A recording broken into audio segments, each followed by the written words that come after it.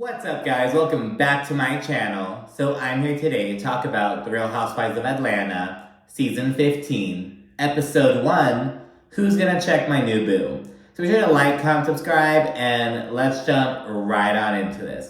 So it's the season premiere. We kick off with a preview of Ross's 40th birthday party, and it pops off because Shereé, we see her with her new boo, Martell. He's from Love and Marriage Huntsville. I didn't watch that show, but I know all the tea about Martell, all of his antics, if you will.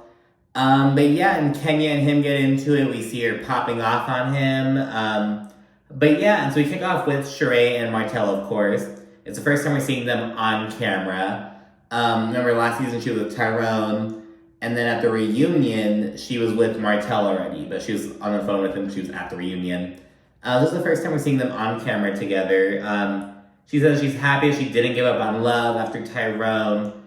We see Martel changing in another room on camera. It's like, what producer made the decision to send a camera up there? I don't need to see Martel changing. And so yeah, and it looked like there was also a camera person at Martel's photo shoot because he was doing a photo shoot for Uptown magazine, I believe, or Upscale magazine, one of those two, some magazine in Atlanta. But yes, he's doing that, and they had footage from it. So it's like, who the fuck sent a footage for Martel? What the fuck? I was like, wow, what? It was like, okay. Shereé is gushing, and we are just tired. If you've been watching since last season, you remember that at the very end, I was like, all right, Shereé, you came, you did your thing, you had your chance with She by Shereé. Now go off into the world. You know what I mean? I personally wasn't really here for her coming back, to be honest. And mind you, I really believe in Housewives getting multiple seasons. So people are saying, oh, Sanya's a flop, blah, blah, blah. I'm like, no, give her another season. You know what I mean? But Shereé's had so many little spurts, so it's like, girl, whatever. But she's back, and I'm just like, okay, we get it, you found love, blah, blah, blah, blah, blah. To me, not to sound like that, but that's honestly my response to it. Shereé, she surprises Martel by getting a chef, and he said something along the lines of how he was like, oh, I saw a woman here. I was like, ooh, we're doing that. Basically saying he thought it was a threesome at first, and it's like, okay, first off, it's incredibly awkward for the chef, you know what I mean? And at the end of dinner, I think they left, they're drinking their wine, and all right, let's go. Basically, they're gonna have sex. This is very awkward, and it's like, okay, I don't know, she was right there. I don't know. I mean, I'm gonna be a prude, I guess, but it's bro, the chef's right there. I don't know. So yeah, there's some chit chat going on, and then we learn that Martel feels some type of way about Kandi calling him an opportunist during an interview. He's like, oh, she also forgot who the real opportunist is, her husband. And it's like, okay, Mama Joyce, oh, fucking, we get it, we hear it. So that's basically what this whole first scene is, just kind of showing Shereé in her little love bubble, if you will, and then kind of learning that Martel feels some way about Kandi and Todd right now. We then see the Kandi-coded clique, Kandi, Don Juan, and Carmen, the person who Mama Joyce tried to beat with a shoe that one time. They're hanging out in Kandi's office, kind of catching up. Kandi talks about how Shereé is a big business flop, how she's cheap and unprepared. Kandi says that Shereé just doesn't like to pay people, and she's very oh, I have a person for that, I have a connection for that, and it just doesn't fall through, basically. So kind of talks about that. She went to tell Ace, who's 6 now, he's been kind of talking about how Kandi's always working. Riley mentioned this before they had Blaze. She was like, you guys are always working, So same kind of conversation. We know Kandi's really on her business grind. Kenya then arrives, and Monyetta arrives soon after, and we learn that Kandi actually feels sort of a way about Monyetta from last season, because she was upset that Monyetta didn't defend her against Marlo, essentially, because back when Kandi and Marlo were going at it, I think when they were on vacation in Jamaica, Monyetta approached Marlo to get the other side of the story. She wasn't talking shit about Kandi or anything, but I don't know what Kandi's upset about. I think Kandi wanted Monyetta to check Marlo, but she didn't. You know what I mean? But yeah, so kind of hash that out. Kenya then speaks on Monyetta actually introducing her to a guy named Roy.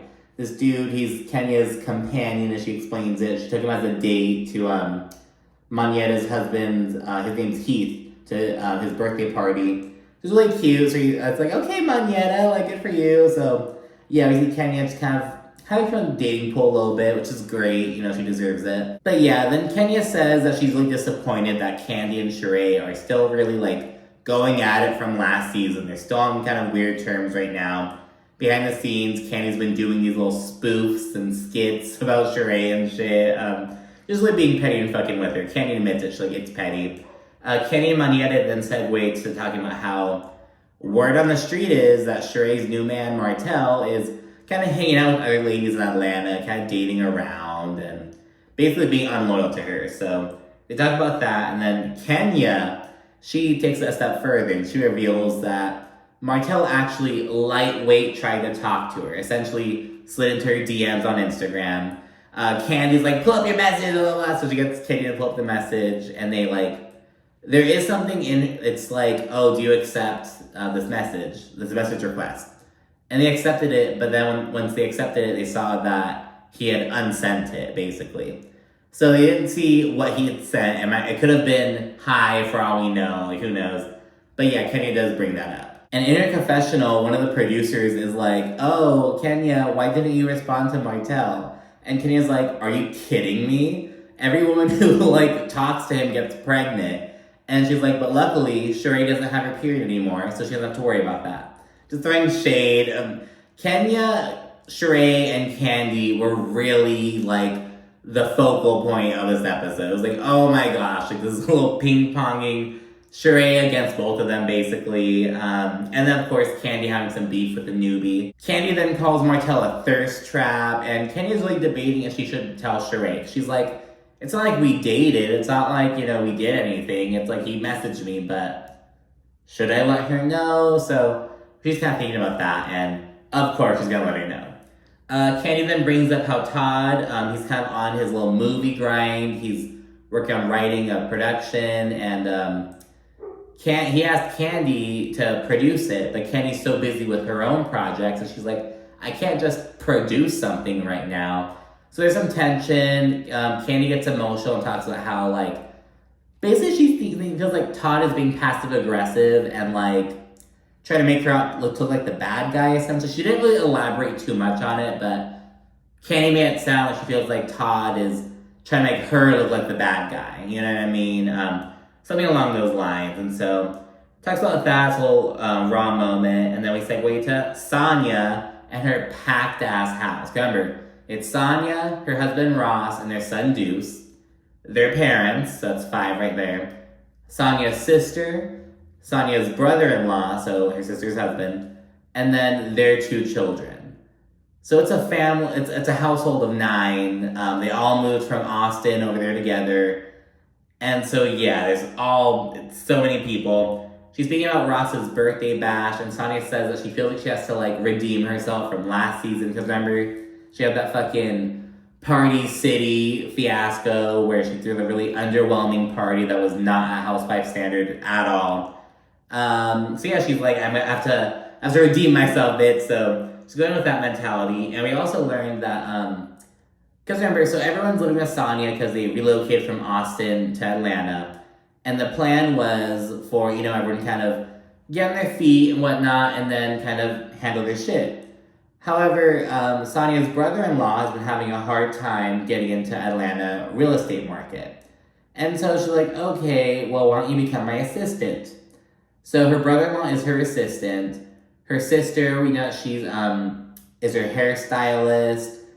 And so, remember, they're all living together. So it's kind of making his own little weird thing. Her brother-in-law talks about how, like, oh, Sanya, she needs this or that or this or that. And it's like, well, bro, that's called being an assistant. You know what I mean? Like, you are an assistant. You are their bitch. You're like, I'm sorry. Like, it is what it is.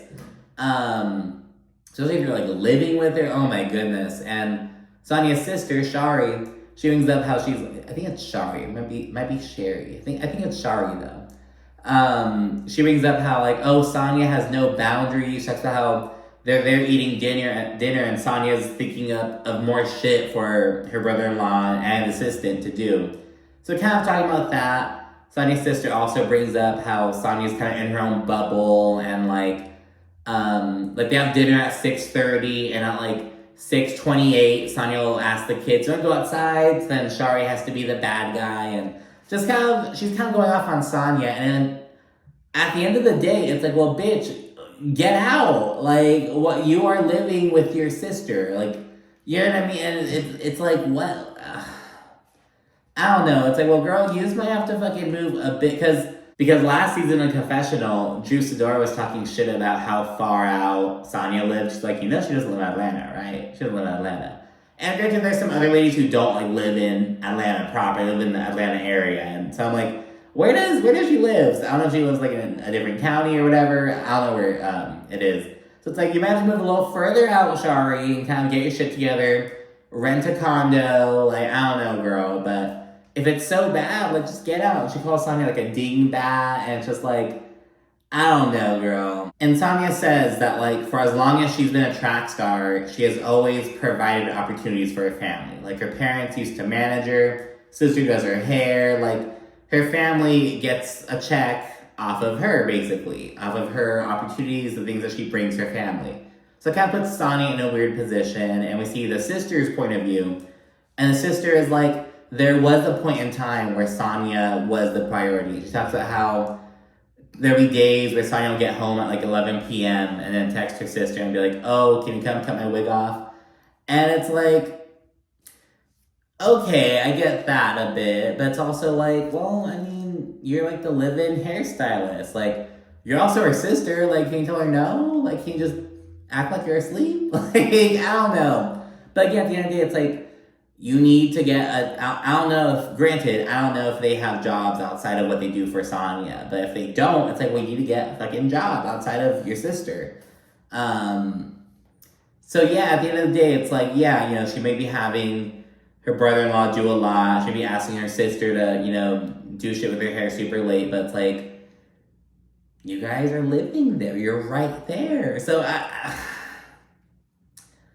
I get what they're saying, I do, but it's, at the end of the day, it's like, well, bro, like, what are you gonna fucking do about it? Are you gonna move out? Are you gonna take another career path? Like, what's going on, So, yeah, that's what I have to say about that. We then get a really quick home scene of Marlo with her nephews, just kind of hanging out. We learned they've been kind of seeing a life coach lately, and they have to make a mission statement, just stuff like that, nothing too noteworthy. We then segue to Shereé having Sanya over to work out real quickly, and then Shereé introduces the newbie, Courtney. She's, they know each other because they're kids with a school together.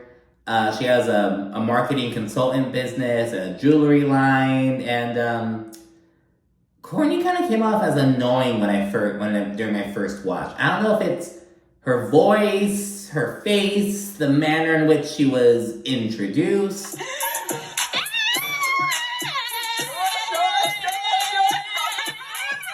I don't know, but I got that vibe at first. However, later on in the episode, we see Courtney kind of deliver some fire for Kandi. So I was like, okay, let's see what she's got. And it's because, so according to Courtney, Kandi basically spurned her, and Kandi told Courtney's business partner, she was like, did Courtney say something about me being friends with her? Because I have no idea who she is. And Courtney's like, what the fuck? Because her business partner obviously told her. And she's like, I never said I knew Kandi. I don't know Kandi. I said that we're in similar settings because her business partner knows Kandi, which Kandi does confirm. So it seems like there's miscommunication. That's how it starts. But yeah, so Courtney's not really feeling Kandi at first. She's like, oh, she spurned me for no reason. I don't have to clout chase. What the fuck?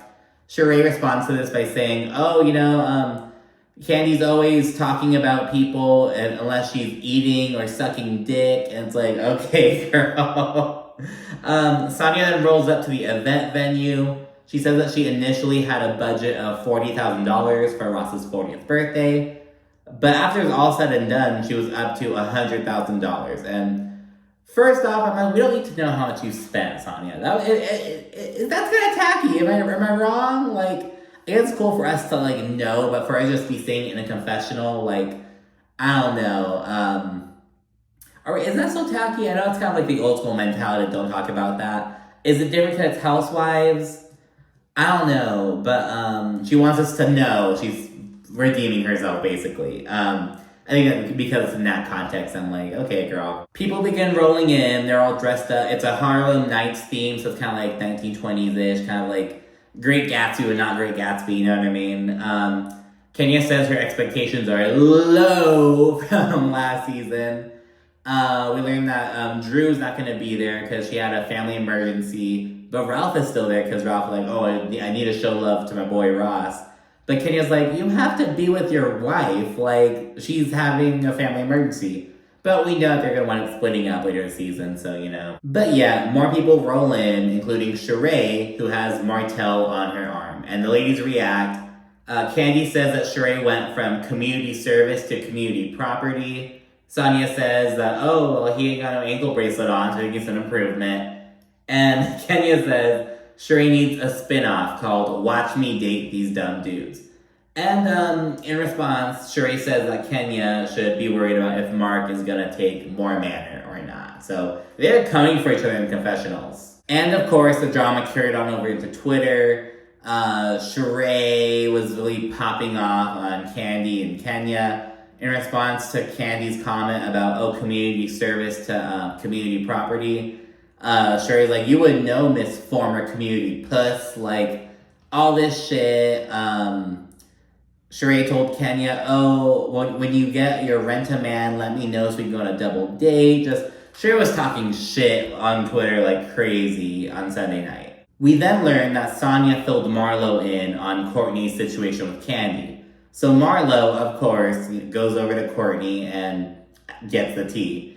And, same old thing. Courtney says that, Kandi felt the need to try to spurn me and accuse me of saying I knew her when I didn't, blah, blah, blah. Like, I don't have to clout chase. That whole thing. And Marlo is so happy that she's like, this drama does not involve me. Ooh, like, yes. And, of course, she encourages Courtney to tell Kandi something about it. So, I see you, Marlo. And then at the party, we also see Kandi, Kenya, and Monyetta. They're chatting about how Martell is allegedly talking to other ladies in Atlanta. They ultimately agree to fill Shereé in, and so Kenya goes to kind of pull her to the side. And meanwhile, we see Courtney taking Marlo's advice. And so she rolls up on Kandi. She clarifies the situation, and while she's talking, she's like bobbing her head and stuff. And this is really pissing Kandi off, to be honest. And she's accusing of Courtney of coming at her with crazy energy, which Courtney kind of was. Sanya was there as well, and she did let Courtney know, like, hey, I know you're upset, and it was kind of coming off as, like, she basically confirmed that Courtney was coming with crazy energy, but Kandi, it really pissed Kandi off, so they're doing that. And the matter heats up real quick. They're going back and forth. Courtney winds up telling Kandi to calm the fuck down, which sets Kandi off. I noticed that Kandi, if you're in, like, a serious discussion with her, once you curse in any way, shape, or form, Kandi is, like, done. Like, that's a major thing for her, it seems. This really pisses Kandi off. Sanya, like, gets in the middle of it, like, okay, this is done. Kandi, at this point, is like, I'm about to headbutt this bitch, which everyone loved in the trailer. And so, yeah, we see instant beef between Kandi and Courtney, which, okay. Some people are saying that Courtney is, like, kind of thirsty and really coming with energy for Kandi.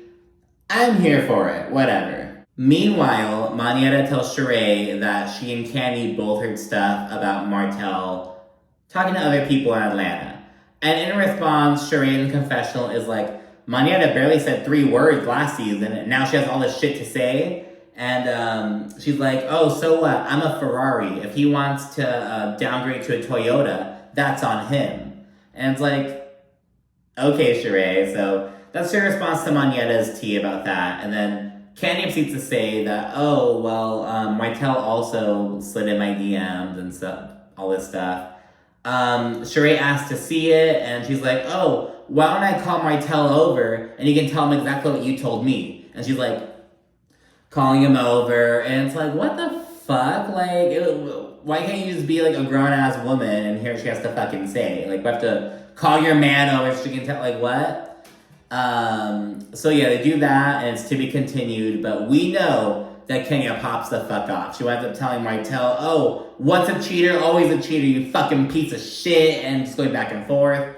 Martell like curses at Kenya or something, but she handles.